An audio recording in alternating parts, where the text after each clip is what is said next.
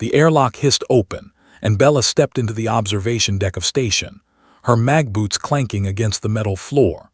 Through the reinforced viewing port, the rust-colored planet below rotated slowly, its thin atmosphere catching the distant light of its parent star.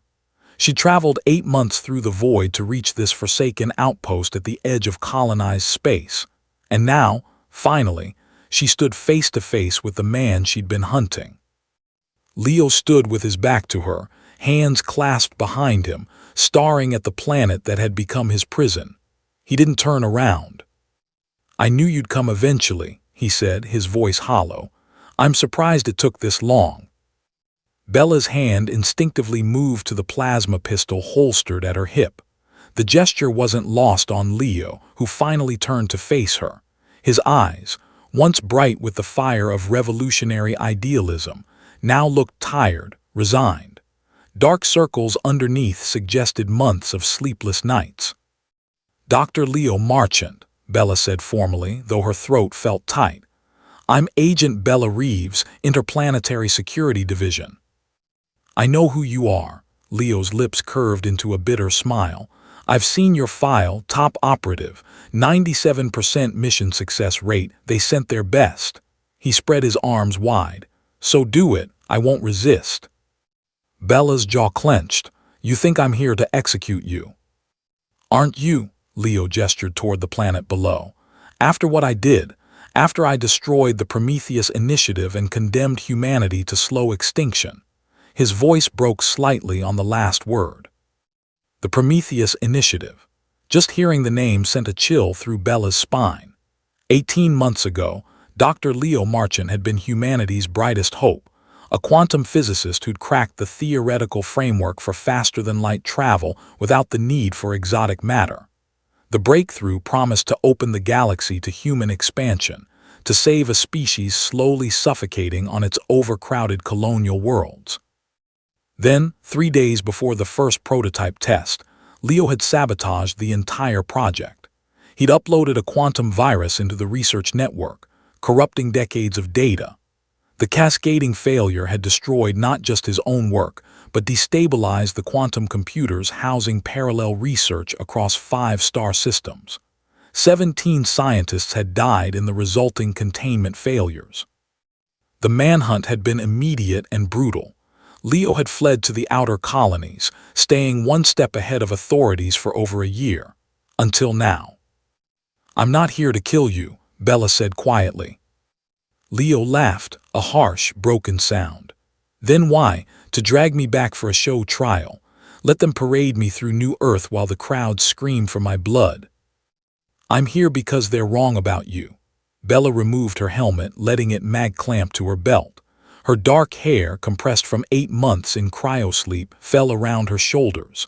"I read the classified files, the real ones, not the sanitized versions fed to the media. I've spent the last year reconstructing your research." Leo's expression shifted from resignation to confusion. "What are you talking about?"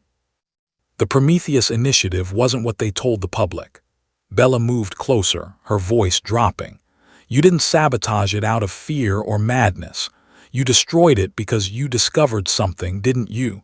Something in the mathematics that no one else saw."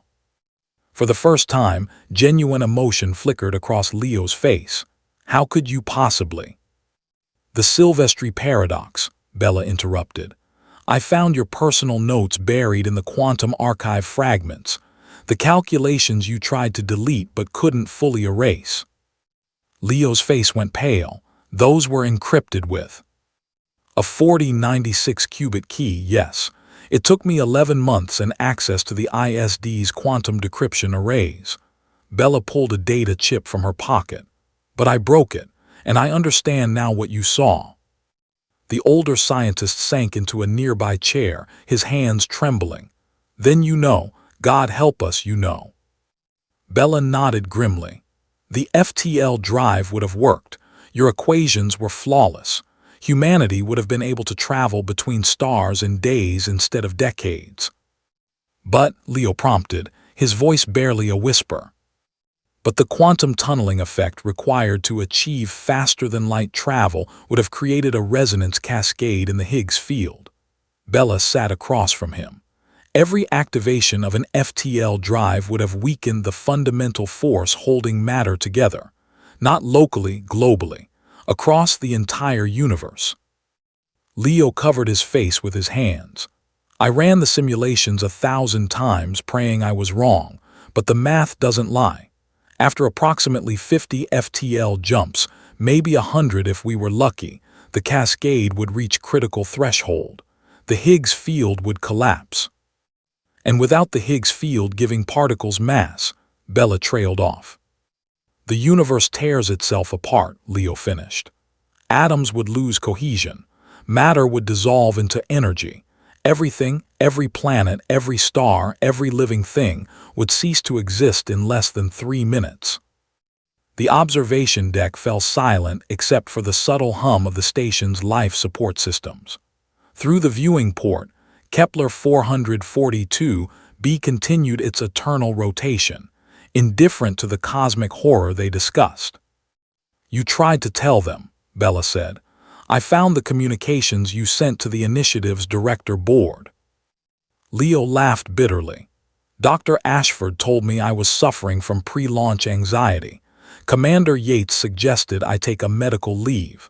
They'd invested too much, pinned too many hopes on Prometheus.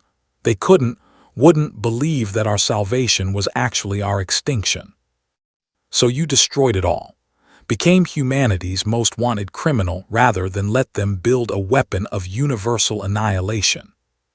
"I had no choice." Leo's eyes were wet with unshed tears. "I tried everything else. When they ignored my warnings, when they scheduled the launch anyway, I had to act. Those 17 scientists," his voice broke. "I never wanted anyone to die. The containment failures were an accident. I thought the facilities would evacuate in time." Bella leaned forward. "That's why I'm here, Leo, not to punish you, to recruit you." Leo blinked. "What?" "There's a black budget division within the ISD. We investigate existential threats to humanity that can't be publicly acknowledged." She held up the data chip. "Your research proves that FTL travel, at least via quantum tunneling, is a civilizational dead end. But it also suggests something else."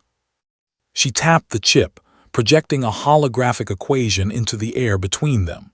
Leo's eyes widened as he recognized his own work, but extended, developed further. "You found an alternative," he breathed. "Your notes mention the Alcubierre Marchant variant, a warp drive that manipulates spacetime without touching the Higgs field. It would be slower, years instead of days, but it wouldn't destroy the universe." "I abandoned that research," Leo said. "The energy requirements are astronomical. We'd need to harness the total output of a magnetar for a single jump." "We have new data." Bella expanded the hologram, showing sensor readings from deep space. 6 months ago, our long-range probes detected artificial structures around PSR J1745290, a magnetar in the galactic core region. Someone else figured out the energy problem.